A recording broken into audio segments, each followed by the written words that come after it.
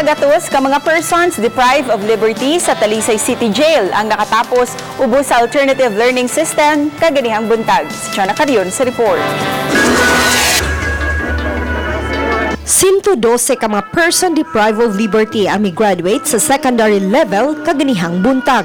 80 kanila mga lalaki samtang 32 ka mga babay. Samtang 40 usab ang mitapos sa elementarya, 36 kanila mga lalaki samtang 4 usab ka mga babay. Gitapos nila sud sa napo ka buwan ug mipasar sa equivalency test ni adtong March 2019.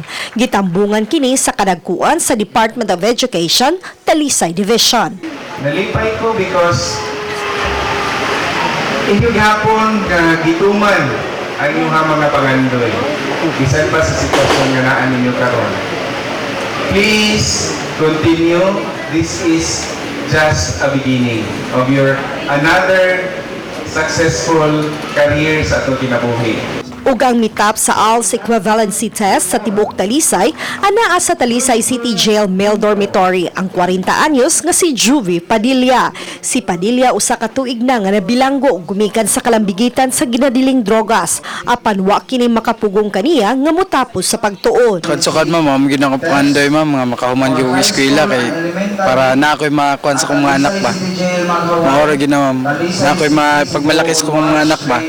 Malipayon si Jail Senior Inspector Crisirel Awe, ang jail warden sa Talisay City Jail Male Dormitory sa mga PDL nga niningkamot gyud nga makatapos sa pagtuon bisan kun anaa na sila sa bilangguan. Gani iyang gipahibaw nga adunay kapin usa ka gatos pa ka mga PDL ang moeskwela ubos sa ALS. Dako kayo nga butang no nga pagbalik nila sa katilingban pohon imbis nga badlungon ni sila sa una karon mas makatabang na ni sila ang pamilya, silang kagalingon ug usa pa dili na niya makahatag og mga problema dito sa gawas. So, na sila makatunan diri. Mato ni Dr. Alfonso Abasolo, ang focal person sa ALS sa Talisay City, nga nakita usab niya ang kaikag sa mga piniriso nga makatungha ubos sa alternative learning system. Kaning mga nikuha og A&E test for ALS kay makatabang ni sila kay they are given points para ma-lower down ang ilang kaning kuan asistensya nyato makatabang nila para ini kagawas nila makapangita sila trabaho or makakontinue sila sa ilang pag-eskwela. Uban ni Marlon Melgaso, Chana Carion, Balitang Bisdak.